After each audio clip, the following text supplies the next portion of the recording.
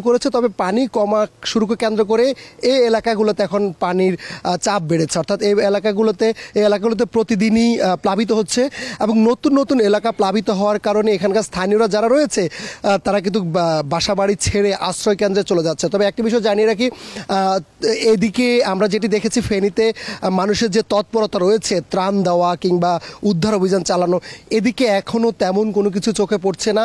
Main সড়ক দিয়ে যারা যাচ্ছে তারা হয়তোবা পাশে যারা রয়েছে তাদেরকে একটু দেখার সুযোগ হচ্ছে, কিন্তু ভেতরে ঢোকার সুযোগ না হওয়ায় অনেকে কিন্তু এই এলাকার সব কিছু থেকে বঞ্চিত হচ্ছে। এবং প্রশাসনের যে কর্মকর্তারা রয়েছে, সেনাবাহিনী, নৌবাহিনী, বিমান বাহিনী সহ এবং ব্যক্তিগত যে স্বেচ্ছাসেবী সংগঠনগুলো রয়েছে তারা কিন্তু এই এলাকাতে এখন পর্যন্ত আসেন নাই। এলাকার মানুষের অভিযোগ, তারা বলছেন যে নিজেরাই যখন পানি বাড়তে শুরু করে তখনই তারা আসলে আশ্রয় কেন্দ্রে চলে যায় এবং আশ্রয় কেন্দ্রে গিয়ে তাদের যে জীবন সেটি তারা রক্ষা করার চেষ্টা করছে। আমরা দেখেছি বেশ কয়েকটি এলাকা আমরা ঘোরার চেষ্টা করছি সকাল থেকে, সেখানে পানি বাড়া শুরু করেছে। আমরা একটু কথা বলবো একজনের সঙ্গে। ভাই, এদিকে পানি আসলে কখন নাগাদ বাড়া শুরু করেছে এবং এলাকার মানুষের এখন কোথায় তারা আশ্রয় নিয়েছে, বা কোনো উদ্ধার টিম কিংবা ত্রাণ তৎপরতা এগুলো কি চোখে পড়ছে কিনা? না, এটা কারোই আসতেছে না। আপনার এরা আমাদের এই জায়গায় আজকে 10 দিন ধরে পানি বাড়তেছে, তো কোনো খাবারও আসতেছে না, কারোরকে আশ্রয় দেওয়ার মতন। আশ্রয় কেন্দ্র 2টা আছে, ওইটার ভিতরে মনে 500-র উপরে ফ্যামিলি বসবাস করতেছে। তো এই জায়গায় কোনো খাওয়া দাওয়া কোনো কিছু আসতেছে না। মানে আপনি আসলে ওরা মেন রোড দিয়ে চলে যায় সোজা। আচ্ছা, এখানে পানি তো বাড়ছে, তাহলে পানি বাড়ার পরে কোন কোন এলাকা আসলে প্লাবিত হচ্ছে এখন? এই জায়গায় আপনার আসতে 9টা গ্রাম আছে, সব ডুবে গেছে। লালপুর, তারপরে হীরাপুর, মহিষপুর, চাঁদপুর, এগুলা সব ডুবে গেছে।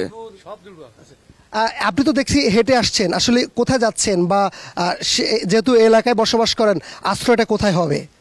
আশ্রয় তো আমাদের এখানে একটা দোতলা বিল্ডিং আছে, আর স্কুল মাদ্রাসা ওইগুলাতে মানুষ, প্রচুর মানুষ, থাকার মতন কোনো নাই, যে ব্যবস্থা নাই যে থাকবে।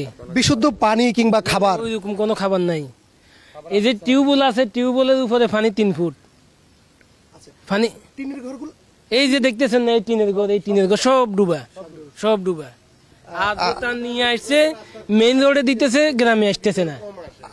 আমরা একটু কথা বলছিলাম, আমরা একটু আরেকজনের সঙ্গে কথা বলবো। পানি দিয়ে হেঁটে আসছেন, কোথায় যাচ্ছেন আসলে? আমরা উপরে যাচ্ছি খাবার পানির জন্য। আমাদের এখানে বিশুদ্ধ কোনো খাবার পানি নেই। এখন ওই তানগুলে আসি, ওই রাস্তার কুলে লোকদের দিয়ে যায়, ভিতরে খুব কম আসে। আমাদের সমস্যা হয়েছে, আমরা একটু একদম ঘরের দোতলায় অনেক লোক গাতাগাতি করে আছি। ঘরে পানি, ঘরে খাট সব ডুবে রয়েছে। জি, ঘরে থাকার কোনো ব্যবস্থা নাই। এখন মসজিদে যাই, মসজিদে থাকবে। অন্য সদস্যরা এখানেও, আমার বাইরে দোতলায় আছে, এখানে প্রায় 7-8 ডিগ্রি আছে না, মসজিদে পানি ঢুকে না, মসজিদে এখনো শুকনো আছে। খাবার তো আর ভবিষ্যৎ কোনো ব্যবস্থা নাই, আল্লাহ যেভাবে খাওয়া এটা ছাড়া তো আর কোনো উপায় নেই। স্থানীয়রা রয়েছে তাদের সঙ্গে একটু কথা বলার চেষ্টা করছিলাম। আসলে এখানে যে বিল্ডিংগুলো রয়েছে দোতলা, একতলা, সেগুলোর ছাদে গিয়ে আসলে সবাই এই মুহূর্তে অবস্থান নিয়েছে। আমরা একটু দেখানোর চেষ্টা করছি ভেতরের যে দৃশ্যটি, অর্থাৎ দাগনভূঞার পুরোটাই গত 10 দিন যাবৎ পানি বাড়া শুরু করেছে এবং বাড়তে বাড়তে এমন পর্যায়ে হয়েছে যে ঘরের টিন কিন্তু ইতিমধ্যে পানির নিচে তলিয়ে গেছে। অর্থাৎ মানুষের যে শেষ ঠিকানা, ভিটেমাটি, সব কিছু এখন হারানোর উপকূল হয়েছে। আমি যদি একটু বলি যে যদি ফেনীর কথা বলা হয়, ফেনীতে সবাই যেসব স্বেচ্ছাসেবক সংগঠনগুলো রয়েছে তারা কিন্তু যাচ্ছে, তারা গিয়ে তারা ত্রাণ দিচ্ছে, ওষুধ দিচ্ছে, বিশুদ্ধ পানি সরবরাহ করার চেষ্টা করছে সবাই সাধ্যমতো।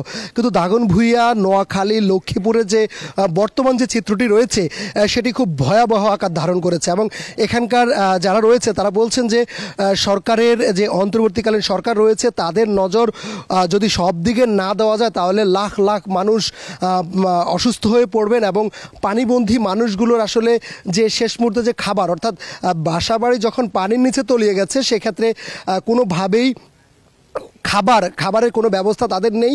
শুকনো খাবার খেয়ে তাদেরকে আসলে এখন জীবন বাঁচাতে হচ্ছে। সে শুকনো খাবারের যে বিষয়টুকু রয়েছে সেটিও কিন্তু তারা পাচ্ছে না। এবং আমরা দেখছি যে এখানে বৃদ্ধা থেকে শুরু করে যারা আছেন সবাই একটু খাবারের সন্ধানে তারা বের হচ্ছেন এবং বের হয়ে তারা মেইন সড়কে যাওয়ার চেষ্টা করছেন, যেহেতু মেইন সড়ক থেকেই খাবার কিছু তারা পায়।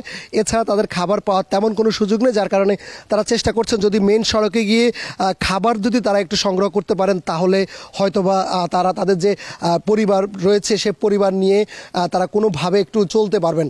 হ্যাঁ, সব মিলে বলা চলে যে দাগনভূঞার যে প্রায় 8 থেকে 10টি গ্রাম রয়েছে, সে 8 থেকে 10টি গ্রামের সবগুলোই এই মুহূর্তে পানির নিচে রয়েছে এবং তাদেরকে আশ্রয় কেন্দ্র এখানে মাত্র 2টি রয়েছে। সে আশ্রয় কেন্দ্রতে অনেক বেশি গাদাগাদি করে মানুষ থাকছে এবং বলা হচ্ছে যে আশ্রয় কেন্দ্র বাড়াতে হবে এবং একই সঙ্গে যারা বিভিন্ন বিল্ডিংয়ের ছাদে আশ্রয় নিয়েছে তাদেরকেও উদ্ধার করে আশ্রয় কেন্দ্রে নিয়ে যেতে হবে।